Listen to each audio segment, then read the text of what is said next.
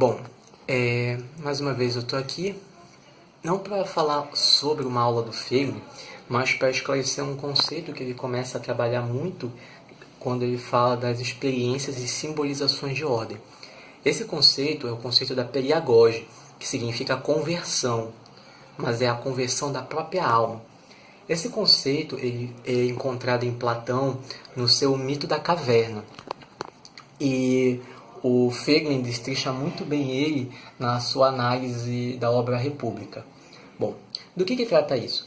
O Mito da Caverna, como a maioria das pessoas conhece, trata da história famosa do sujeito que vive no mundo das sombras, ou a caverna, e ele ascende para fora da caverna, para cima, rumo à luz.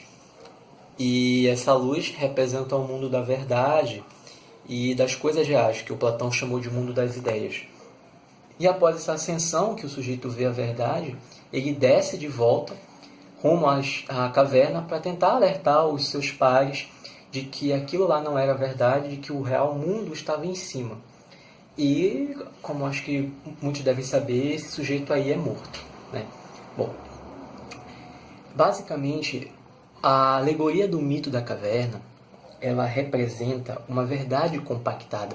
Como nós vimos antes, quando Platão expressou isso na forma de mito, ele estava querendo condensar uma verdade espiritual, certo? Condensar para que essa verdade chegasse com maior capacidade de adentrar na alma do sujeito.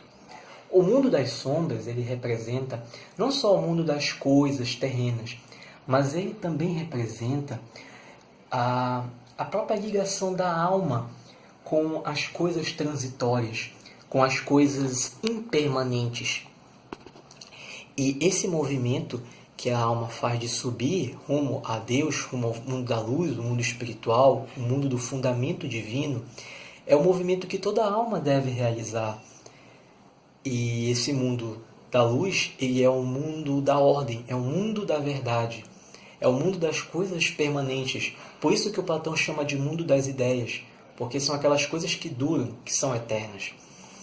Porém, uma coisa interessante que o Platão descreveu nesse movimento é o seguinte: a alma, ela realiza esse movimento de ascensão rumo ao fundamento divino como uma resposta a uma ação primária ou prévia, porque o próprio fundamento divino, o próprio Deus puxa primeiro a alma, que em resposta a esse puxão primário, ela responde ou rumo à ascensão ou rejeitando. Então aqui entra um dos primeiros insights muito profundos. Ora, essa alma humana que se encontrava na caverna, ela só decidiu ascender rumo ao mundo da luz porque parte dessa luz penetrou primariamente na caverna. Isso significa que uma alma que busca a Deus, ela só vai buscar a Deus porque Deus a buscou primeiro. É aquilo que Santo Ambrósio falou para Santo Agostinho: eu não encontrei a verdade, foi a verdade que me encontrou na forma do Cristo, do Verbo divino. É aquilo que é análogo cristão, de que nós só amamos a Deus porque Deus nos amou primeiro.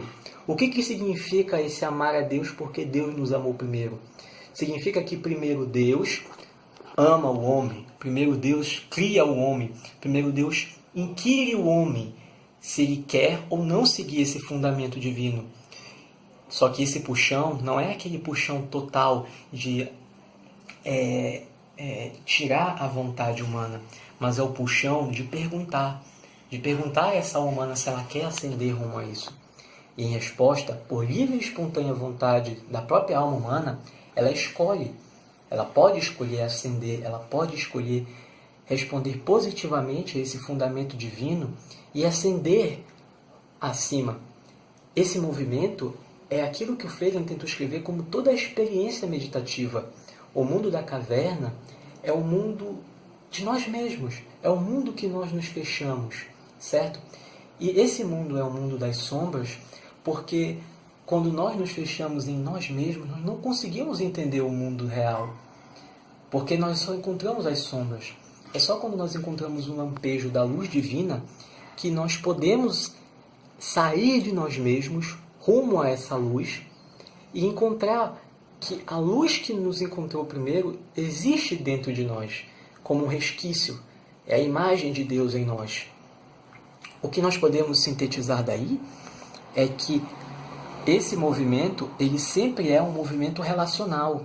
O primeiro movimento é de Deus ao homem, o puxão, e o movimento secundário é a resposta do homem a Deus.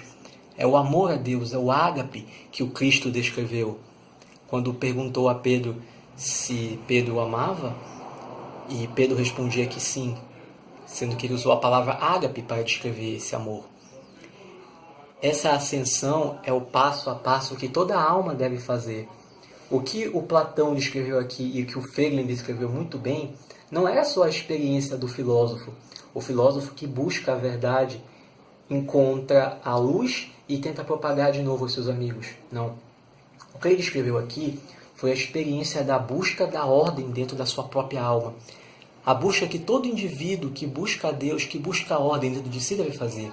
Ele deve buscar ordenar primeiro a si próprio, ele deve buscar primeiro a luz e deixar que essa luz penetre nele próprio, para depois ele fazer o movimento inverso de descer aos seus pares e ordenar aos outros.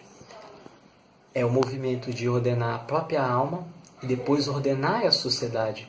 Como Platão mesmo tentou descrever nessa experiência, o que ele estava tentando realizar era primeiro encontrar ordem dentro de si, para depois poder repassá-la ao próximo, poder repassá-la à sociedade. Esse é o movimento da periagoge. A palavra periagoge, como eu disse antes, significa conversão. Mas o que significa essa conversão? Significa a alma que estava numa orientação rumo às coisas do mundo e ela sofre uma periagoge, uma conversão, uma mudança no seu eixo rumo ao divino. Ela muda 180 graus. A orientação dela agora não é mais para as coisas do mundo, para as coisas concupiscentes. Não, ela está voltada para as coisas de Deus. Ela sofreu um êxodo espiritual. Ela saiu do mundo e agora está nas coisas de Deus. Ela não precisa estar fora geograficamente do mundo, mas o coração dela está nas coisas de Deus. É o que Cristo descreveu. Vocês estão no mundo, mas vocês não são do mundo. Vocês estão no mundo material, vocês estão ao redor das coisas concupiscentes, mas vocês não fazem parte disso. Vocês agora fazem parte do corpo de Cristo, vocês agora fazem parte do corpo de Deus, vocês estão integrados a isto.